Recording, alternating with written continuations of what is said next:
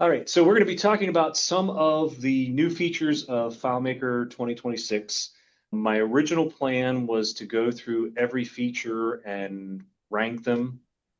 And Rick, you guys gave us too many features because when I did the math, I realized with approximately the 100 new features, the 100 updates, that gives me about 20 seconds to talk about each thing, and I just can't talk that fast.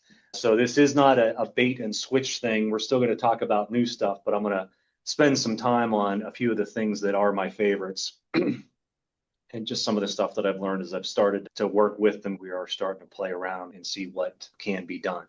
So let me go ahead and share my screen.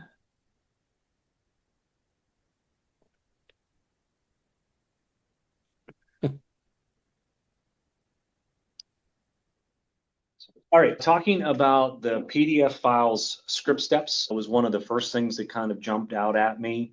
Oh, I should add, I realize that there are a whole lot of things in the platform that they're setting up for improvements to what we can do with AI and just new things that we can do with AI. The other Todd will have to talk to you guys about that. I'm going to leave those things that have already been talked about to the FileMaker rock stars. We have backup server, standby server, all of the AI enhancements, those kinds of things. I'm more of like the FileMaker cover band, so that's why we're going to talk about the some of the things that I really like.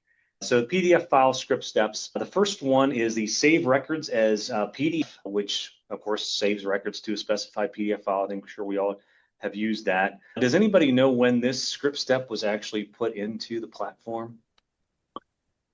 I think it was FileMaker 8, but I could be wrong. Rick gets the prize. That is correct. I had to go back and double check it myself because I can remember my first project was to set up our system to send PDFs of packing slips, and that was in FileMaker 7. So we needed a plugin in order to generate the PDF. And then when FileMaker 8 came out, there was much rejoicing. So it's been around for a long time and has gotten a lot of use, I'm sure. And it looks like this where you save your records as PDF with some options, with a file path to write it out, FileMaker 8. It's gotten an update with FileMaker 2026. It's still going to save the records to a specified PDF file, but now there is a new option, and it's that Save To that you see there that I've highlighted. And what that does is it gives us 3 targets to save a PDF rather than just the one target. The one is File, which is the behavior as we know it. Then you can set it as a target, which is a container field, or to the currently open PDF, which we'll get into when you're older. Okay. So the options vary based on the Save To setting. When you see the script step and you click on the little gear icon, things are going to be different depending on how it's being used, what your target is. And the default behavior matches everything that's FileMaker 2025 and earlier, which is something that Claris has been very good to us, where if they make a change to an existing function, it defaults to the behavior that we're used to, and then we only change it when we want to take advantage of what's new. So you can be confident in that. So like I said, that's the one script step that was changed or updated slightly. But then there's 6 new script steps that kind of go in this suite of script steps to allow you to modify and create and append and do all kinds of neat things with PDFs now natively without having to use a plugin. So the first of them is the Create PDF. And as the name of the script step implies, it's going to create an empty PDF file in memory. And it looks like that, where again, you have settings that you're able to set as you create it. Those options are going to match the ones that you find under the Save Records As PDF script step. So everybody, we're already familiar with those.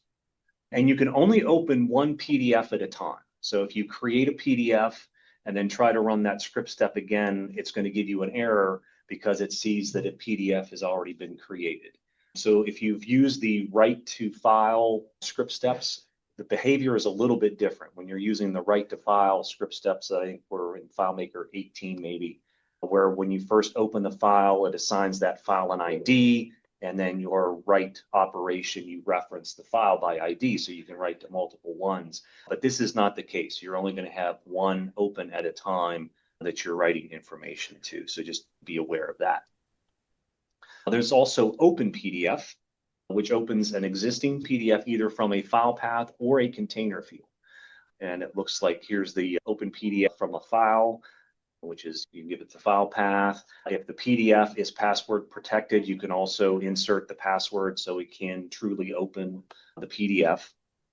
And then if you're using the source, you would just reference the container field where that PDF is located, and it's going to open up in memory. So instead of starting with a empty PDF like you would with the create, open, you're starting with an existing PDF. Again, only one PDF can be opened at a time.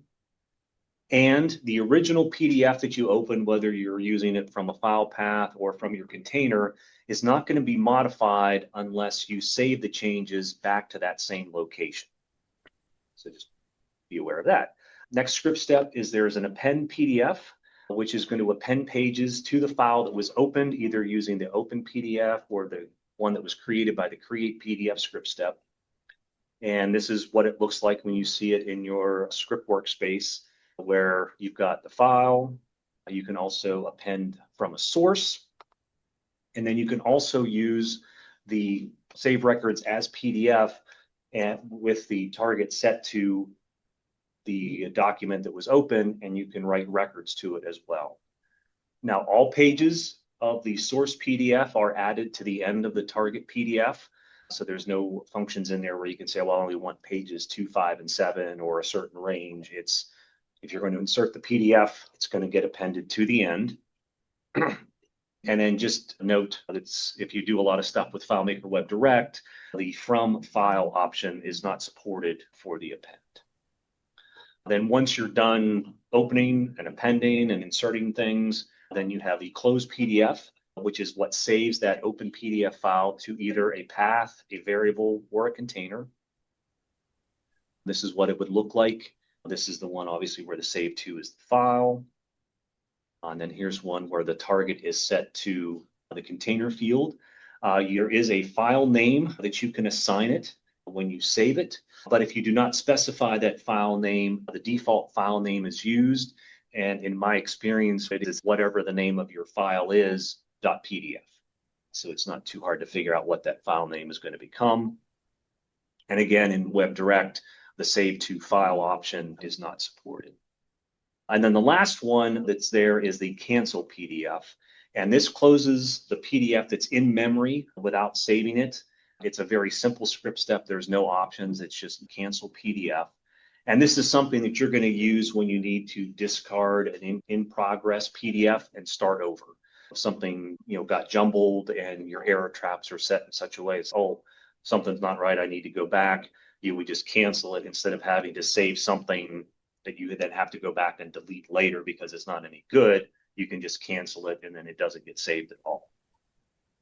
All right, so with that, let's switch over to demo. All right, so I've already created a demo file here. Is everybody seeing that okay? I tried to change the resolution on your laptop so you can see it a little bit better.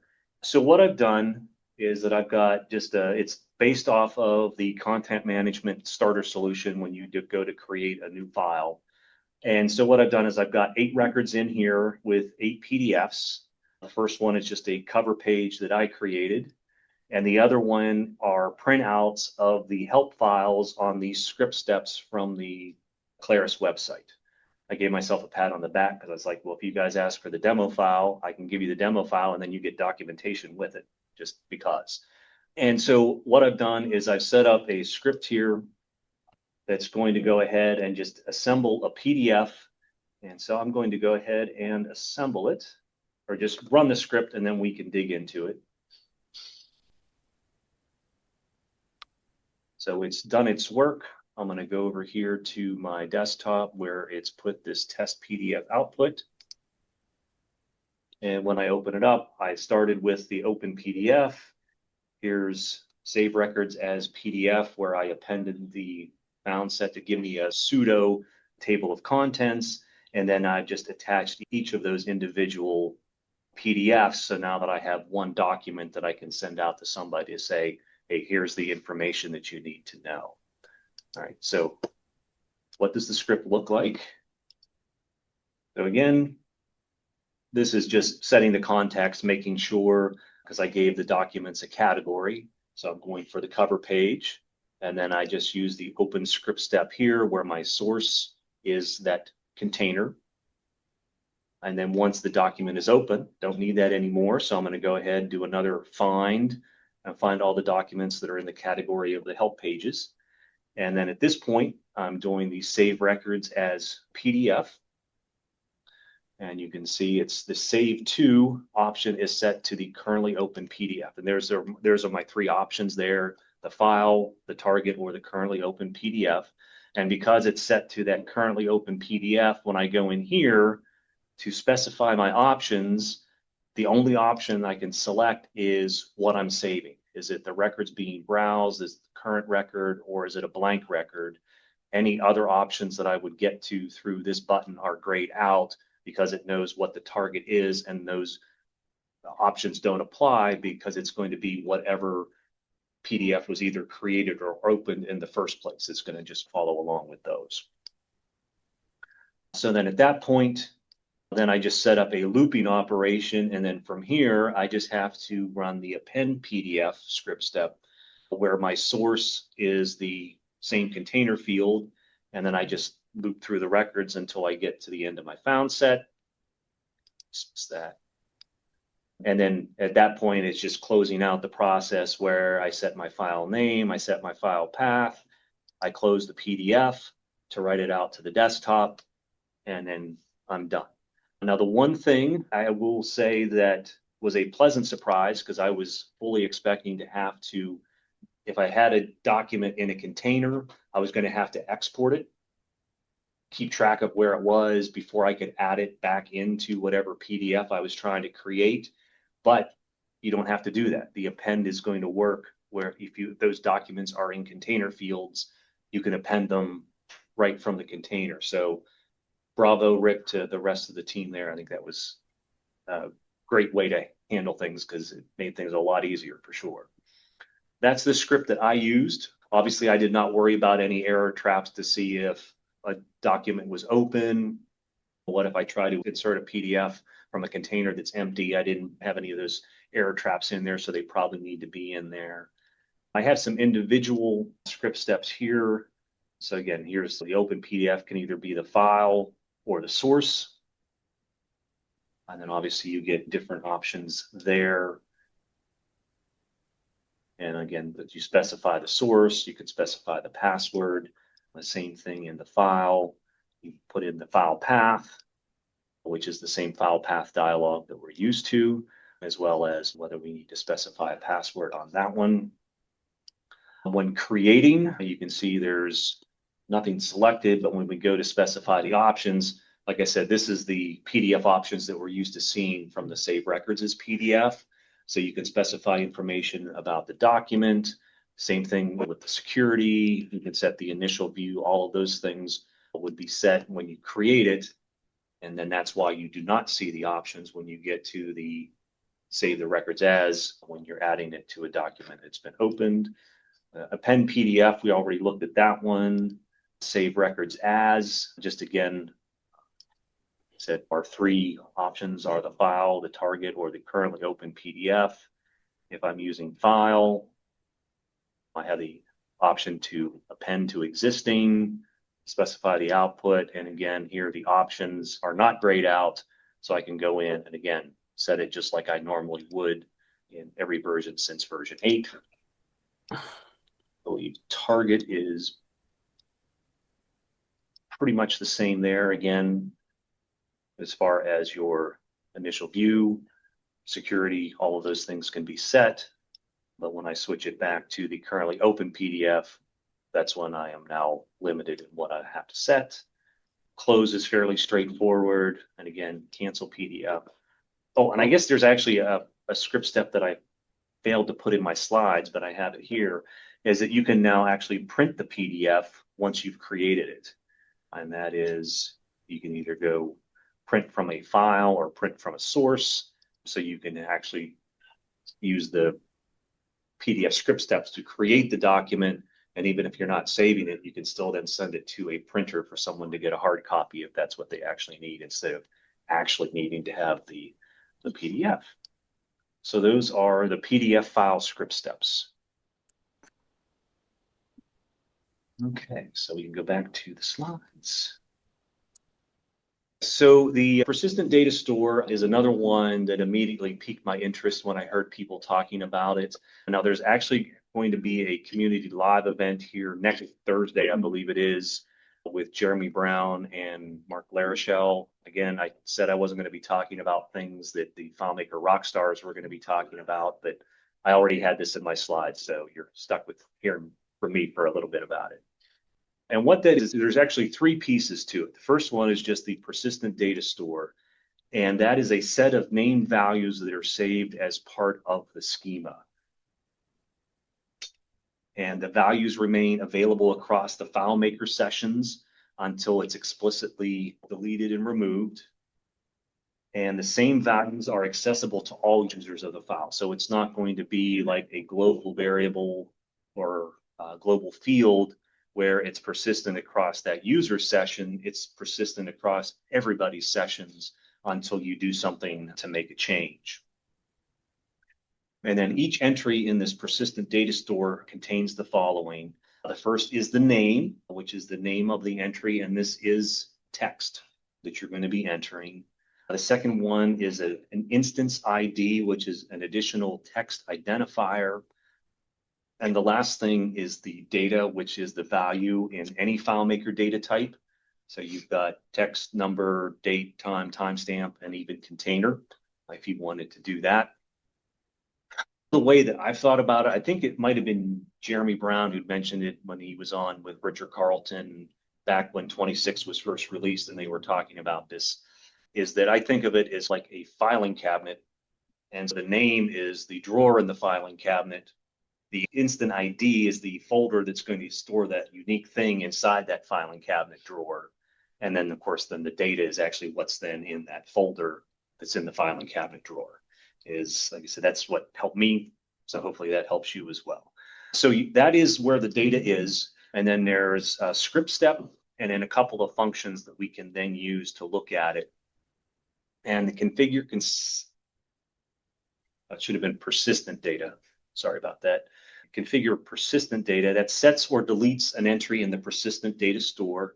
So again, you can see this is what the script step is going to look like when you put it in, where you have your name. In this case, entry name is the name that I used. And you'll notice that there's no quotes around it because that is text. It's not a calculation. It's just text. So that is a name that you have to assign, and you can't work any magic to assign it because it is just text. But the instance ID, you'll notice, is in quotes. So that is something, so depending on what you're storing, if you're incrementing through something and you want to keep in a particular drawer, then you could calculate that. But the name you can't, but the instance ID you can. And then, of course, the value is either the text string or something that you've calculated in a field that you then want to shove into that data store or whatever that's going to look like. If an entry with the specified name and instance ID already exists, this step is going to update its value or it's going to delete the entry depending on the option that you selected. And then because of the size of the calculation formula is limited, you can't enter a value that exceeds the limit in the value option. Okay, which is something that I had to look up because I couldn't remember, and it's 30,000 characters. So I think there are ways where you can have it, you can set two different persistent data stores with 30,000 each and then combine them when you actually need to use it, but just be aware that there is a limit. Luckily, most of the stuff I'm working with is not that complicated yet where I've hit that limit. Okay, that's the script step to set the data. And then to get it out, you're using the get persistent data function, where you supply the name and the instance ID. It's going to get you the information that is in there. This is what it's going to look like. And now this time you'll notice that the name of the persistent data store is in quotes. That's just because that's how the function works. You need to have it in the quotes. Same thing with the instance ID. And the instance ID parameter can be empty. You can have a name of a persistent data store that is assigned a value without an instance ID. So essentially there's only one thing in the drawer, makes it easy to find, is one of the reasons why you would possibly do that. And then if no entry exists with the specified name and instance ID, the function is going to return the question mark. So that's what you would want to trap for any error checking. And there's also a list persistent data IDs, and that returns a list of the instance IDs for entries within the specified name. So it would look like this, where again, names in quotes, the instance ID is in quotes. And then again, the parameter can be empty. So when are you going to use the persistent data store? You're going to use it when you need to store potentially a version number. This is one of the things that I thought of because most of our solutions, we create a versions table that we can keep track manually of. I was in the file today, this is what got changed, and we randomly assign version numbers. But now that information can actually be part of the persistent data store, and you eliminate a table from your schema because that's all it does. There's add-on configuration settings that you can save in there, JavaScript libraries and other resources. We've started to do some stuff with HTML formatted emails and those kinds of things. So you could save that source code in the persistent data store, pull it out, and then insert your JSON with your data. And then you have what you need to show the HTML or whatever the case might be. You can also use it for AI model prompts. They're going to be shared among multiple scripts. That's a good way to store it. It is not for storing API keys. There are some things that you want to save in the persistent data store, and there are some things that you do not. So like passwords, anything that you don't want the outside world to potentially get a hold of should never go into the secure. It's not secure, yes. And Mr. Blackwell didn't even have to pay me to put that in there. So let's go ahead and take a look at that. Back to FileMaker. All right, so this is just a simple contacts database that I grabbed. The other thing that we do a lot is we'll have a table with our own company information so that we can have our logo at different points throughout and that kind of stuff. But again, that's another table that's just out there floating around. What that looks like is that here is the persistent data store where we're actually setting the data. So you can see here, I'm using the script step, which again, the name, which I'm just calling app version. Okay, and again, there's no specify, so you can't use you can't calculate it. It's just going to be a text value that you enter. And then you can choose to give it an instance ID or not. In this case, I am not. So essentially just throwing one thing in that drawer. And then down here, you have the option to either set the value, which you can also calculate, or you can have it delete the entry. And then these ones down here is the information about cross IT that I wanted to share that was to make sure it was going to be in our solution. And you can see where the instance ID. Looks like Rick has a question. Oh, sorry, I missed that. Go ahead. No, it's an accident. I don't know. I pushed something and up came that thing. So Okay. sorry. I saw it a few times. Because if Rick has a question that I know the answer and he doesn't, we've got a lot of problems, I think. So. Definitely. All right. So you can see this one here is all the same. This is store name. And then we've got our different IDs where it's address, city, state, zip code, that kind of thing. And then down here where I'm storing our company logo, and I was using base 64 of the contacts photo. So why do you want to use the persistent data store? How many of you have ever made a clone of your database and then you had to re-import everything back in? Okay, so that's what we're going to do. And what I'm going to do is I'm going to actually turn on script debugger. Oh, Actually, I should show you this. This is how I am getting the information out. That's why you aren't seeing your logo, because you have the container there. You don't have the persistent ID label there. Yes, I'm actually doing it via a script. Oh, maybe we'll try that next. But anyway, for the address, because it's just text and you can have the calculation of your layout calculation be a text. So I'm just pulling the information out of my data store by name, assembling it in the format that I want. And so then when I do that, I get that. And then of course down here, it's the same kind of thing, but it obviously much simpler because all I need is the version of my app rather than all of the information. So that simplifies it. So actually, haha, there we go. Thank you, Beth. That was it. I forgot because I needed to be able to display it as a container. So there was on the startup, they pulled it out of the persistent data store and threw it into the container. So thank you, Beth. Okay, so I'm going to go ahead and turn on script debugger, just so you know that I'm not lying. And I'm going to go ahead and actually close my file. And I have one of the things that I like to do is if I set global fields, I always make sure I clear them out when I close the file, just so I don't have something random in there that gets stuck. And so when I do that, it clears out my global field. Okay. So,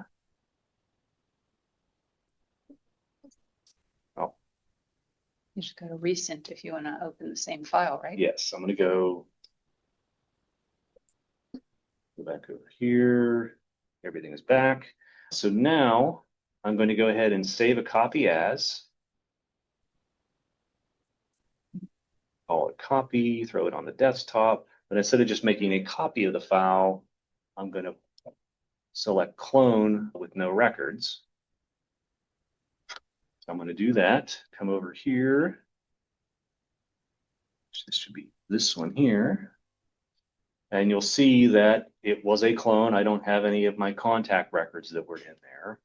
But when I switch over to my layout that was showing the information that should be there, it is there.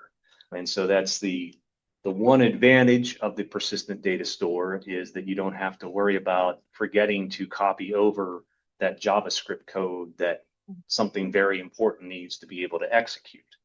But that's also the reason why you don't store your API keys and URLs and all of that in the persistent data store, because it's going to come over until you tell it to delete it out. I think one of the best explanations I heard, it was either a $, $2 and persistent was $3. Was actually, I heard it as the quadruple $sign. You Not heard just it three. as 4. Well, yes. But yeah, so that is the persistent data store. All right, so back to the slides. All right, the next one is the advanced field options. And this one here actually touches on some of the AI stuff, because that's really the reason why they are in there. And that's where you can set field options for advanced features, such as annotations for the data definition language and for customized display names. And the primary use for the annotation is to improve an AI's model to go into your schema, understand what's going on that is above and beyond what you would just put in there as the notes. Like when you create your field, you can Comments. add your comments there. This is above and beyond that you can give it. Again, the other Todd would be able to explain it better than I could. So that's one of the things that you see on the advanced field options. But the other thing that you see is the customized display names that are set via a JSON object, and they line up with specific keys. And so that's what I wanted to talk about tonight, because what all of this stuff that they've added for AI gives us is something that a lot of people have been asking for a long time, and that is user-friendly names when they go to do an export or a sort or something like that. So we'll take a look at what that looks like. So there's field display names is the name of the function that you then use once you've defined all of this in your managed database. and that returns the field's display names as JSON data. And then you can go in and pick out what field name you give it the file name, you give it the field name, which is what I call the fully qualified field name, because obviously the file name is just the name of the open database file. You can use empty quotes for the file name, but I wouldn't trust it if you have more than one database open. You want to make sure it's pointing at the right one. So as part of my CDO, I would use get file name function there to make sure you're talking about the file name that's running the script and evaluating the calculation. And then the field name is that fully qualified where you have the table name, double quotes, field name in that format inside quotes. So you don't want to give it a field because it'll try to look inside the field for the value. Give it in quotes so that it knows to do it that way. All right, so now we can switch back. All right, so for this one, go ahead and minimize that. Is that for now? So what I have over here on my desktop is, because I can never resist an opportunity to talk about roller coasters, is I have a list that I've exported from my roller coaster database that's in Excel. And I'm just going to drop it into FileMaker. And we're going to create a new file. We're going to say that those are field names. And you can see the way I was exporting it, some of the data was from related fields. So the names are not pretty. So I'm going to go ahead and select convert. And now it comes over here and you can see my column names, especially in list view, are pretty ugly. This one here is a related field. This is a related field. This is a calculation that has our prefix that we use to designate calculations. So let's go ahead and address those. So we're going to get into the managed database. Sorry, I got to keep moving you guys around to make sure I can see what I'm doing. So we're going to go ahead and here, we'll tackle this one first. And you can see there's a new button down here. There's the options, which I don't know how many times I've selected options, looking for another tab over here, and it's not there. It's actually on this button. And it brings up this new dialog box. So again, here's where you can add that annotation for the DDL. But for what we're looking at, we're going to specify, and you see we have this JSON object. And so it has these 4 name value pairs. Table view is for your table view. Sort is for your sort. Export is for export. And then FM common is if you define a value here and don't define it for the other 3, all 3 inherit whatever FM common is set to. But if you set common to one thing, but sort is something else, the sort will override that value when you go to the sort dialog. So I'm just going to say this one here is the amusement park.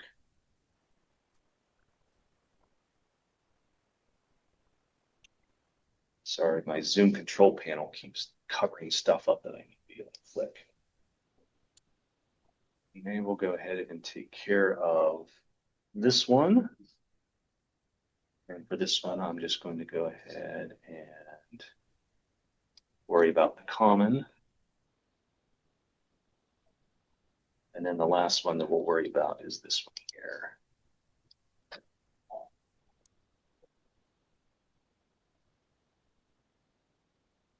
And just so that we can see this,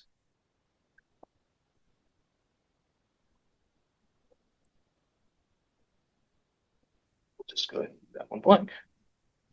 Now.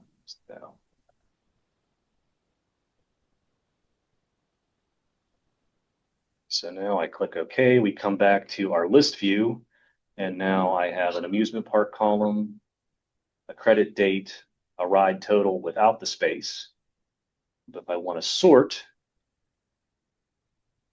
you'll see that I have credit date, and here is the override for the ride total sort. And if we do the same thing here under export, just go ahead. The defaults, you can see that the field that my users can select is the field that's labeled for export. So if there are specific values that you want to make sure your users are exporting, You can do something to highlight them so that they jump out when they go to do a manual export if it's not going to be some kind of scripted process. So that. Okay, so that's a couple of the cool things, but there's one more thing that I wanted to share. And these queued up.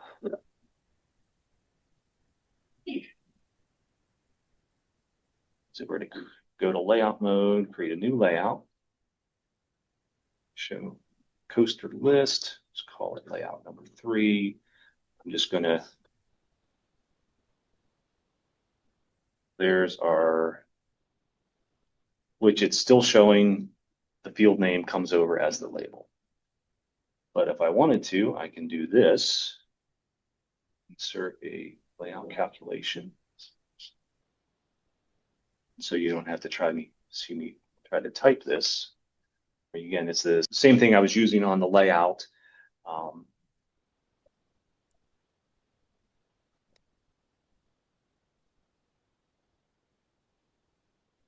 Now I've got my, based on something that I've set in the schema of my database with those additional field notes.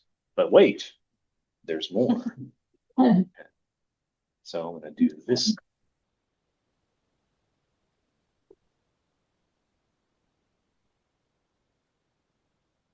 I'm doing this quickly to not give away the surprise, hopefully. Well, at least the surprise when it works and you're like, oh, that's cool. So we'll just change this calculation to that. And then what I'm going to do is go into this, copy this script.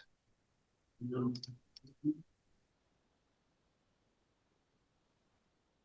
right, so I've quickly added that script, updated a couple of calculations. All right, so now if I run the new script, it asks me, okay, what language do you want to use? And I say, well, let's see that in French. Or you know what? Actually, I think let's try German. So that is cool. Or Spanish. So like I said, there's a lot of work that needs to be done in order to do that. Mm-hmm. But the fact that we are now able to do that is pretty cool. Yeah, that's okay. This is very nice. Very nice. I didn't even realize that you could do 4 different names for export and the different ones. I was just excited about the one because I export from our ERP and then I put it into the content management system I've created. And I have to make new fields to calculate what it was from the ERP so that it comes up in the content management system so they can export it under the name that they want. Yeah. That's will save so much time. Yeah, I know if you look back in the notes and feature requests, having either to change for table view or export, it goes, I don't know how many votes that has gotten, and they've finally delivered. Now I'm going to drill back into this just one more time, just because I want to point something out, is that we have the common, the export, the sort, and the table view. And the one thing that's actually in the documentation is the FM underscore is reserved for Claris use. So if you go to add additional ones like what I had done, is just make sure it doesn't start with an FM underscore. You can use whatever naming scheme works for you as long as it's consistent. And all I did is I just used an abbreviation of the language, underscore common, and then that's what the calculation is looking for in the JSON object to pull out what name it should use. Now, obviously, there's some work involved because if you want to use it on every field in your database, you've got to go to every field in every table and update this JSON object. Because it's always going to default to whatever the field name is if you can live with the field name, that's going to be a time saver. But if it's also going to save you headaches because you don't have to listen to the users complain about what field do I want, Right. you can go through, take the effort up front to get that put in. So those are the layout field names. Let's go back to Keynote.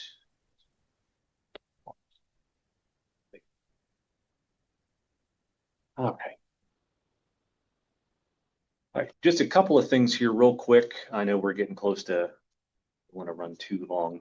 The advanced field options as another cool thing where you're able to control field entry by calculation now. That's in the inspector under the field entry behavior. Instead of having to choose line mode, browse mode, you can now set it by calculation, and then you enter a numeric expression that evaluates as follows, where if it evaluates for 1, you can enter it when it's edit.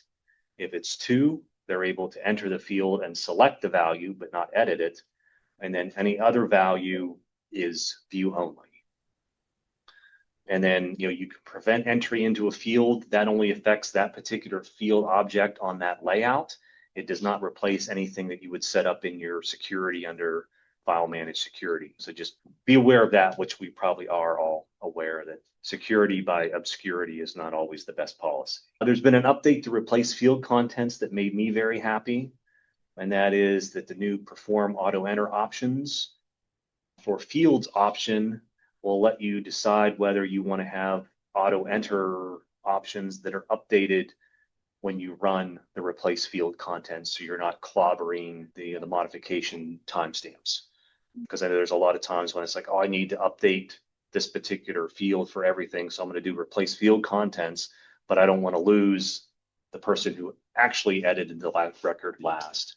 And so you go in and you uncheck the modification date auto enter for the field, hope that nobody's in the database. You change it, and then you go in and hopefully you can edit the field to put it back. Well, this way you can just say, don't worry about that. Very nice. And that works for both the menu option or the script step. This is what the script step would look like. And if you have it selected to skip auto enter options, you're going to see it in the script step. You can see there in the highlighted text, but if it's working as usual, it's not going to show anything. It's not going to tell you that it's running the auto enter options. It's just implied. And again, that goes back to where it's going to follow the behavior it had before by default. So if you want to have it skip, you got to uncheck the box.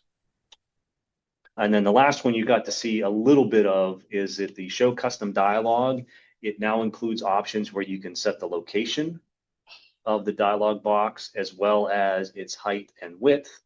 And if you'll notice in that one, I purposely made my description very long, that now there's a scroll bar so that if the box isn't the right size, your user can see that last line of text that has the error number in it that they never read and tell you because they don't know to make their dialog box bigger. Now that when they see the scroll, they'll know, oh, I need to scroll down because there's more to read.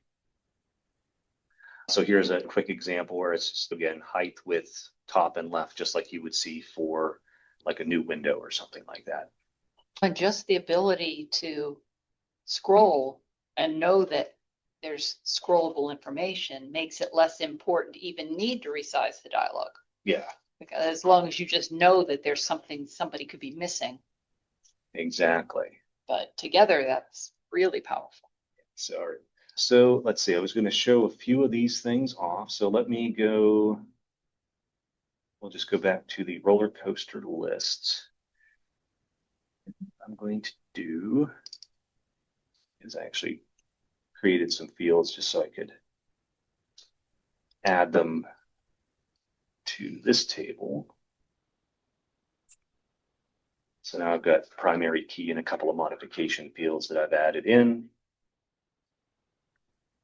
Zoom control moved over my OK button again. All right, so. And that's how you want us to.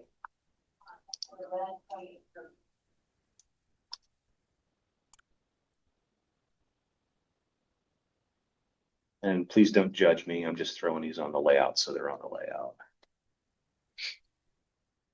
Okay, so we go down here, go to the coaster ID, You can see this is what the dialog box looks like. As noted, the checkbox down here is checked by default because that's how it used to work. And I'm just going to have it replace. And then it will zip through, and you can see because I modified the records, it's now gone through and put in all these timestamps. So I just realized that in order to see it actually not update the time, I'm going to have to talk for at least a couple of minutes so that the time changes. Yeah, let's go back to. I can ask you a question on a previous thing. Sure. If that will kill some time. That will kill It's some helpful. time. Yeah. Okay, so on your previous example with the display names, when you put those fields in there, the one had the name had the colon in it, was a related field. So you were able to change that. But that wasn't actually a related field. It was still a field in that table. Yeah, it was still a. Does the display name work? Is there a way to do it on a layout that is actually showing fields from another table? I don't know how you could. I think you'd have to have a calculated field or something Yeah, I think it might show. It's still going to show the table and the double colons and then the field name. Yeah, I think it would pick up on the field name that you said, use this field name in list view. So it could be like table 2 : amusement, double : amusement park, because you wanted it to say amusement park, but it wouldn't get rid of the relationship portion of the label I don't think if so, the but we can field test is it. actually from a related. Because that's one area where I have challenges. If I want to include a related field and then the export has the whole, the table name and the colons. That is true, yeah. But yeah, I think I'll get through these and then I can open up another file and we'll just test it and see what it does. Because I didn't even think to test that, but I've got a table with some related data that we can look at. So yeah, this is what the new dialog box looks like. So you can see here, you got your buttons and all of that is the same. Now you just have your size and position down here, which are calculations. So you can also calculate it if you want to. Nice. And again, when we run that script, like I said, that's where, now obviously the user can still resize it if they want to. And if they do, then the slider goes away for the scroll. Which is intelligent. That's what you'd expect it to do. Cool. So, all right. So I think enough time has passed and you can see that this is all 801. So now if I go in here and I'm going to just replace the serial numbers because that's the easiest thing to do, but I'm going to uncheck the perform auto enter options. Go ahead and click replace. The coaster ID has changed, but my mod date and mod time has stayed what it was. Although, okay, we'll go to this layout here and we'll take a quick look at. maybe a question for Rick. Is there still an internal modification timestamp on those records? Probably, I don't know for sure. If Vince Manano was there, you might know if Inspector Pro picks that stuff up. I wouldn't be surprised if it's there, but I don't know. I haven't heard that one way or the other. Because I mean that the usefulness is great for developers to make quick fixes or even super power users to make quick fixes without killing the history of the modification of the record. If it's you're tracking communication with the client, you don't want it to say today at this time the record was updated when the last time I talked to the client was 3 days ago. So it's important to do that, but technically the record was modified. So you need to, when should you be allowed to override that and when should you not? That just becomes a developer and a security protocol kind of decision from a business standpoint. That's why I was just curious if there's internal evidence of when the record really was modified. I'll make it my job to ask somebody when I'm out in full access and I'll let you know Report next week. back. Yeah, report back. You might be able to just export that catalog is XML and then take a look at it and see if that's there. And that's why, because Vince uses those kind of things. I know exactly what you're saying and why you would want both. And so my suspicion is that it knows it was modified, but it left that particular date alone as data, but it knows the record was modified. That's what I would expect. But I would too, so that if there was some kind of forensic audit, there would be evidence that something did change to the record, but. and if that's not the case, someone send me the fact that it isn't, and I'll set that in as something that is a feature enhancement request, because I agree with you. It shouldn't clobber that. Yeah, because otherwise, if we can modify data without evidence of modifying the data, that could be a bad thing. Yeah. In the wrong hands. True. But from a data cleanup standpoint, I love it when you need to reserialize something or, whatever.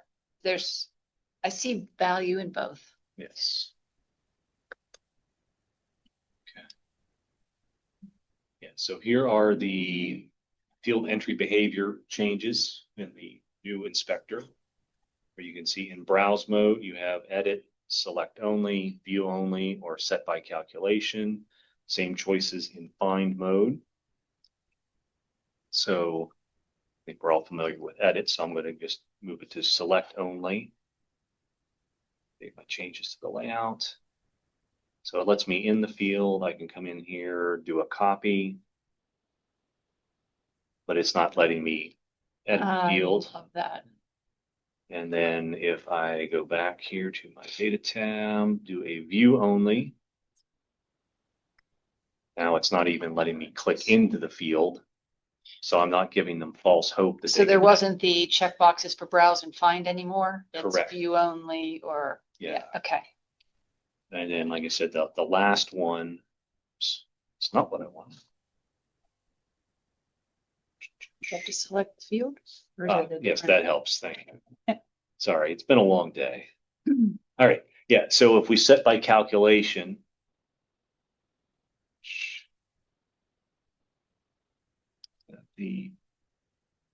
assuming this is where I set the calculations.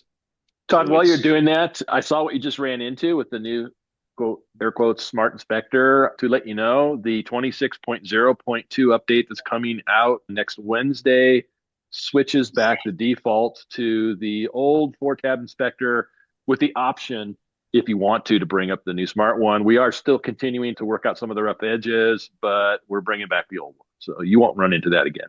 Great news, Okay. Rick. Thank you. Yeah. For somebody that doesn't have muscle memory, it's probably a great thing. But for those of us that do, it was. Yeah. So it's set to a 1. So that allows me to enter. Actually, let me see if it allows me to change it. So I can change it. And now we go back into layout mode, select the object, switch over to data. And if we set it to a 2, I can click in it, I can copy it. It doesn't let me edit.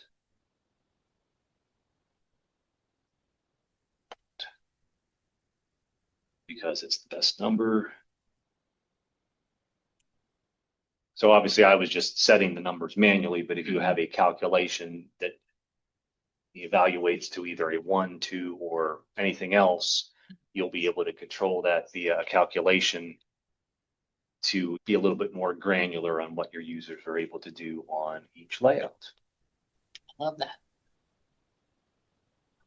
So I think that covers everything that I wanted to share. Hopefully I covered it well enough that there's not too many questions. But are there any questions? Because do we want to dive back in and answer your question about the related field, what that looks like? I mean, if no one else has anything else, but if people have other things, we can. Does anybody have one more thing before we dive into that?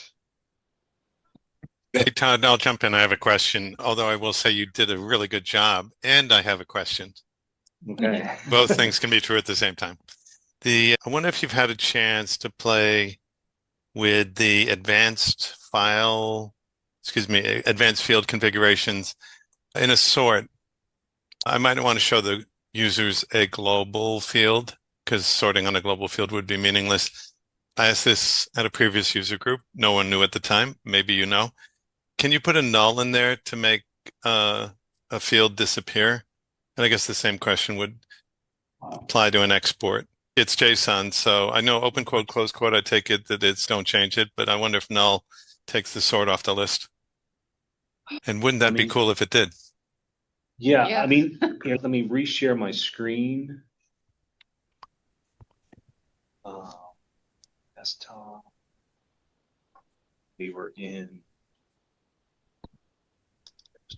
converted. Yeah, so I guess the one thing I didn't show because everything was already set up is that, just to be clear about it, is that when you go in to a file that you've created and you go to the advanced and you go here, this JSON is already set up for you just with empty values. And if nothing is there, then it says, okay, well, then I'm going to display the field name as assigned everywhere. Now, I don't know if it's a cheat to do that. Is that the comment? Oh, you just put a space? I just put a space. Okay. So we'll see what happens here. Oh, wait. Hey, I'm sorry, Todd. I meant null as NULL as a Okay. recognized keyword. Okay. Try that. But actually, maybe try both, whatever. We can do that. I'll make this one null. So let's say sort, and I think null without the quotes. Let's see if it might compile. Oh, and I meant Todd, I'm sorry to bother you here, but in the sort would be kind of a use case.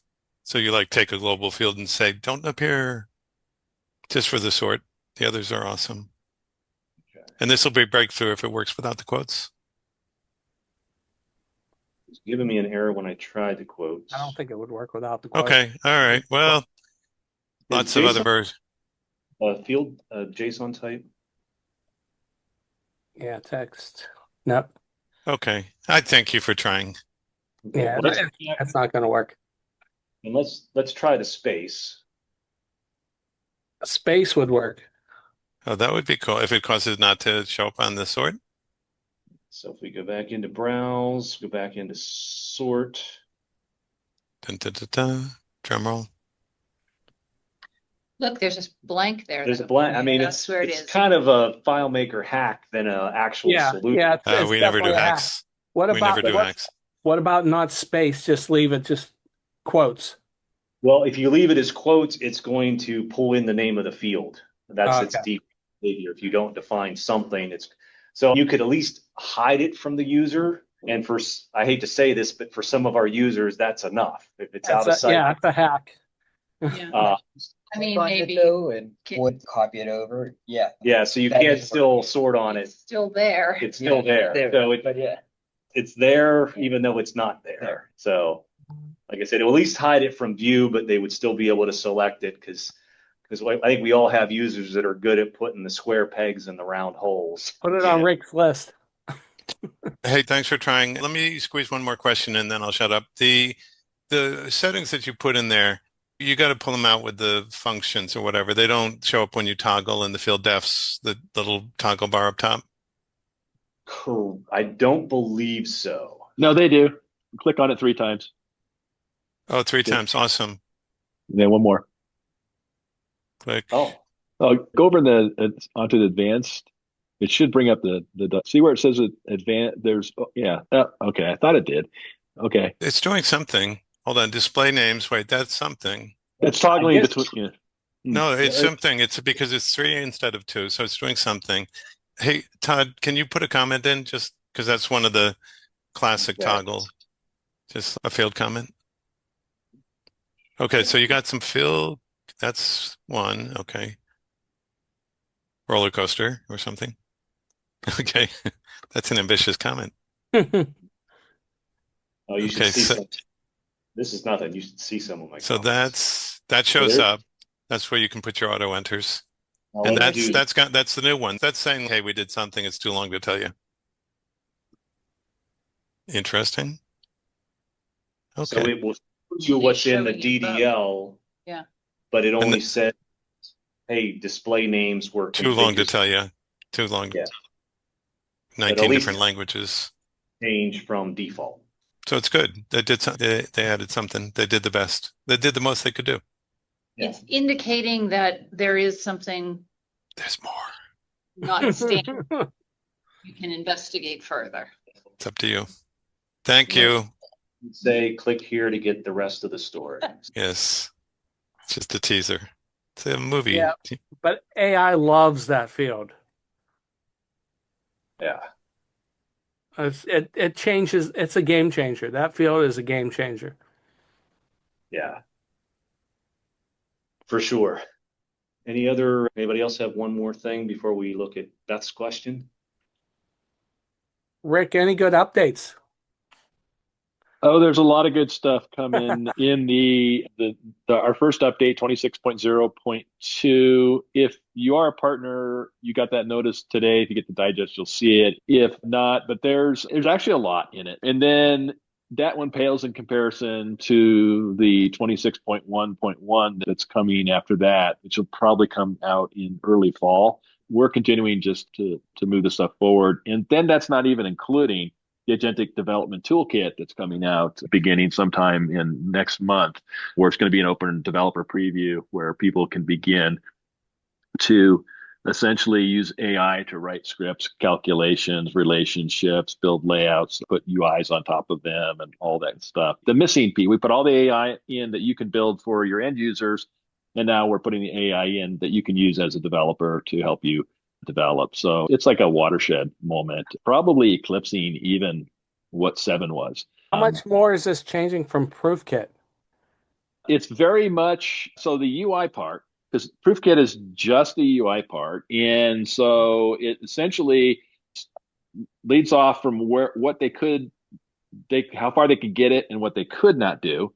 And then, so that's that part. The other part of it is something you guys haven't seen yet, and that is essentially the meat and potatoes. You can go and type a prompt in Claude Code, not have FileMaker open, not have an FMP12 file, give it a prompt, tell it what you want, tell it you want a classic invoicing solution with products, customers, orders, invoices. Boom, it creates it. Tell it you want what the relationships are, what scripts you want, all of that kind of stuff. And if you've read the Soliant blog article by Wim DeCourt about a month ago about AI harnesses, it's designed so that you can use AI on the beginning side to do the query, but it passes through, goes to the harness, and it's deterministic. So it's what you would do if you did it yourself in FileMaker, and it can do nothing more than that. That was a major feat because all that's undocumented. For a lot of it is, but it has the definitive canonical XML for every single object, every single script, all of our calcs, everything that it says, this is the output or don't do it. So you get probabilistic on one side with deterministic outcome on the other side, eliminating hallucination. So it's mind-blowing once you start playing with it. If you played with ProofKit, if you played with some of these other tools, you've seen Matt's tool and Matt Petrowski and Agnes's and others, you get a flavor of what this is. But what happens is there are some things that only Claris can do. For instance, like the thing about it's either the clipboard and some things you can't paste, or it's the solution upgrade tool, and God, who knows how to use that because you got a patch, and it just takes care of all of that. Claude forgets it and doesn't remember. No, Claude's the more you play with it, the more you tune it, you're training it. So essentially think about you hired a junior developer that's pretty smart but doesn't know much. And then as you spend time with it, prompting that person, they get better and better. Same thing happens with Claude. And there's all of these things built into it for you to give it the guardrails. It is an entirely new world, and it's so brand new because it changes everything you would think about how you would develop in FileMaker. Because now you can just tell it to go do something, go walk away and do something else, or have it do 7 things at the same time and come back together, or however you want to do it. But let's just say this, it's not your father's FileMaker. I heard you say today you ran out of Apple credits. Yeah, I find myself doing something all the time now, because not only is it fascinating to work on FileMaker, but it is a fantastic aid. I do a lot of things where I might have a 50-page document and I have to synthesize it down and do a one-page executive summary that can be absorbed by an exec. That takes a ton of time to do yourself, because first you got to get the 50 pages and then synthesize it down. Take those 50 pages, throw it in, say, give me an executive summary of a high level of what's here, and boom, less than 5 minutes, there it is. I do that all day long. And so it is a personal productivity tool like FileMaker. Man, you can build stuff with FileMaker and business can run on it, but it's a great personal productivity tool for you to munge data, get things in and out, and do things that people don't usually talk about. So now AI is another one of those things where you just find yourself using it all the time. Of course, I don't pay for it, right? Apple pays for it. How many credits do you have? How many credits do you have? I'm set at, I think as an employee, our minimum, our max is, without getting special dispensations, like $100 a day. So I almost never go through that. But this time I happened to, because I was just doing stuff all day long. But people blow through that all the time. Yep. In the real world, as you've heard, people have spent tens of millions of dollars on tokens and not realized that was the bill that was coming. Yeah. All right. Sorry for taking up so much time. Yeah. I just heard you today, and I just wanted to ask those two questions. No problem. Anybody have anything else before we look back at the files? Todd, thank you for doing this, because I think you showed 4 things out of the 100. And each one of those is so impactful. It's just, this is a pretty deep release, right? Mm-hmm. So it's pretty satisfying to see that. There have been things that I have been hearing about for 26 years that we finally knocked down, like friendly field names. As long as I've been at Claris and FileMaker, people wanted that. And we got it as a side effect because AI needed something. For sure. So. Yeah, great job, Todd. Thank you. Yep. Appreciate it. Yep. All right. So this is my roller coaster tracking database that supplied the data that we used in the demo. So I've already just created a quick layout here with just those 2 fields on it. So we'll go in now and go over to the locations table.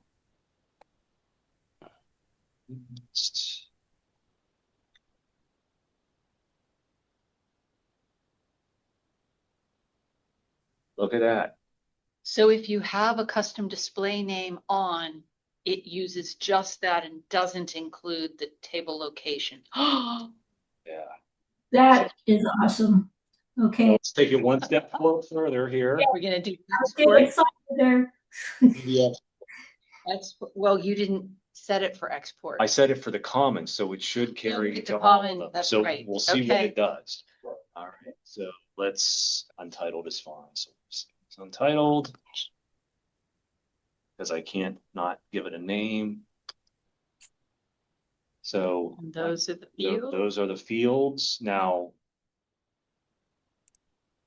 if we look at, so here it shows it as amusement park. It's coming from a related field, but if you're just exporting from the current layout, which is probably a common thing users would do, they wouldn't know, is it's going to only show the name. And you do not have a field called amusement park in the local table. Correct. Right? Yeah. Yeah. Actually, I would never have a field with a space in the name. I know. So we'll run the export. Should be this one here. And there it is. So thanks again. Yep. Thanks again, Rick. Tell everybody you love it. Yep. All right. So now that's all I have. Cool. Thank you. So let's see. Our next meeting, after delaying the June meeting and holding the August meeting early, we're finally back on schedule for September. So the next meeting will be on September 2nd, just because of the way September falls. The first Wednesday is actually will be before Labor Day. So just be aware of that. I'm not sure that what we're going to be talking about. It's been a while since we've done a round table. So if anybody has a good round table topic. 96 more new features that we didn't get to tonight. I guess that is true too. I'm concerned you guys might be tired of hearing from me. That's the only thing. So, but yeah, we'll figure something. I think I've got 5 weeks to figure something out. So and then hopefully those of us that are heading to full access can give you a quick overview of the conference there, which I don't know if the registration deadline, there's might still be time for you to register. I didn't actually check the website to see if registration was still open, but I know. Anybody else from the group going? I'm going, as well as Clay and our agentic development toolkit product manager Yi Chin, and one of our engineers is going. So last year we had 2, this year we have 4, and of course Ryan McCann will be there as well for the Q&A session. Awesome. So Todd, that's go live. I think a few of the user groups are, I think, streaming their sessions and stuff. Dig FM is, I think. Yeah. Yeah, I think Dig FM, and I don't know if the Kentucky group is doing another stream. San Fran's a tough push. Like I said, there were roller coasters nearby, so if that it's never a hard sell for me. So yeah, and then I guess the only other date to remember, I announced it last time, but it's so important it bears repeating. That, I know, Spider-Man. Your mind comes out on Friday. And I'm hopefully ready. I'm going to the drive-in to see it on Friday. What'd you say, Greg? We have a drive-in that I'm going to go see it on Friday. Nice. Very nice. Very nice. All right. Anybody else think of one more thing before? I know we're almost right at time, so I'd like to be respectful of everybody's time. I do have one, of course. Thank you for the great meeting. This was awesome. You're welcome. You're welcome. But does anybody know what a dentist's favorite hymn is? What they sing in church? Crown him with many crowns.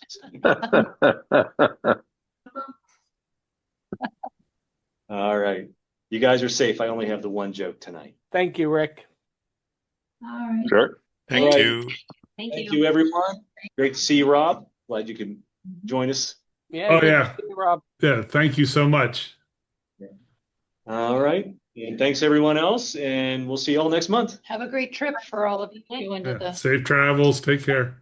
All right. All right. Yeah. Thank you. Good night.